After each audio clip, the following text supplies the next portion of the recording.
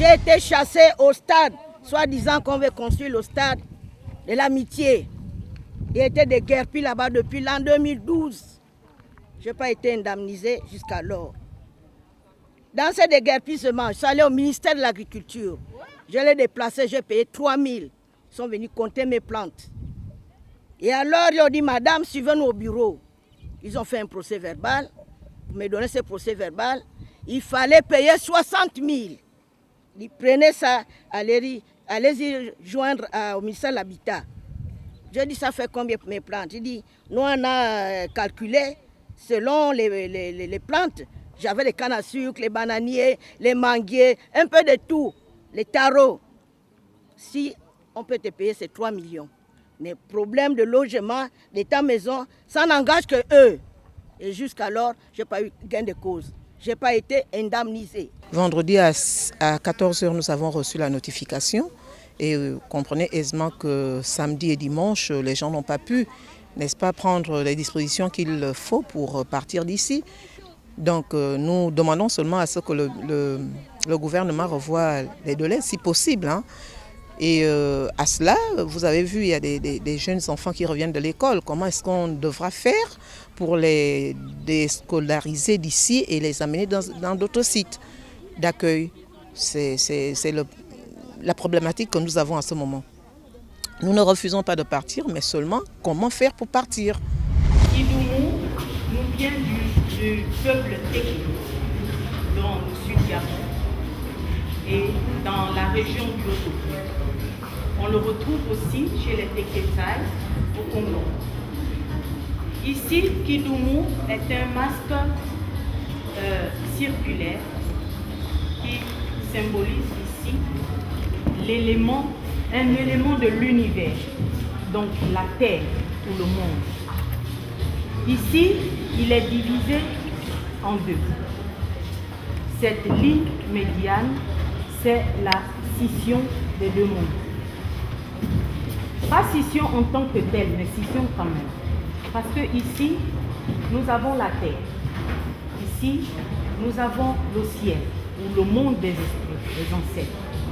Ici, vous avez la terre.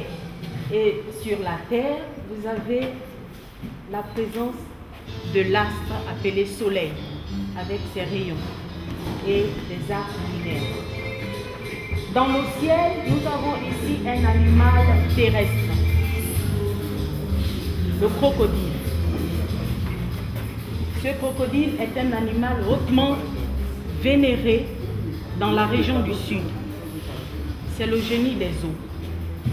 Il fait partie des participants au rite des jumeaux ou de grandes initiations.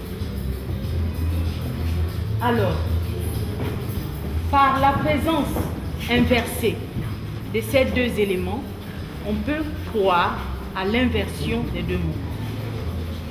Mais ici, cette inversion, ce n'est pas une inversion, c'est une représentation d'une partie dans l'autre et simultanément.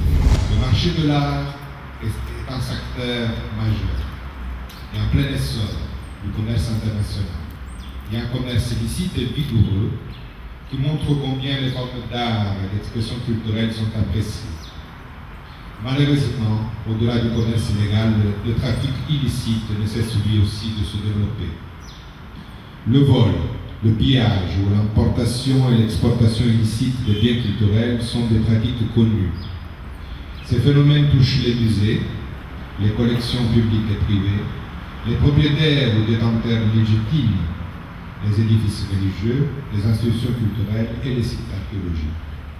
On peut considérer que l'ouverture des frontières, la multiplication des conflits, la pauvreté, la misère, l'essor du marché de l'art sont autant de facteurs qui pourraient expliquer pourquoi le trafic d'œuvres d'art se situe en seconde place après celui de la drogue. Fort heureusement, le combat mené à l'échelle internationale contre ce trafic s'intensifie également et se diversifie. Au niveau national, le souci des États de protéger leur patrimoine se reflète à travers les différentes législations qu'ils adoptent en vue de le préserver. Pour lutter contre le commerce illicite de biens culturels, la ratification seule des conventions ne suffit pas et devient inopérante si toutes les mesures nécessaires ne sont pas prises sur le plan national, notamment le renforcement des capacités en ressources humaines.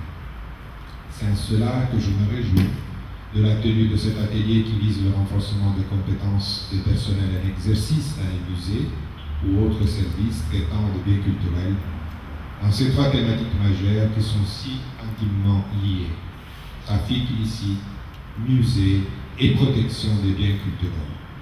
Pour notre part, c'est donc un plaisir que nous nous sommes rendus disponibles pour contribuer à cette formation.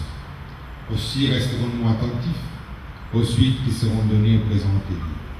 Par ailleurs, au-delà de l'expertise mise à disposition, nous contribuons au renforcement du fonds documentaire du Musée national par une dotation en ouvrages dédiés. Il s'agit de 92 ouvrages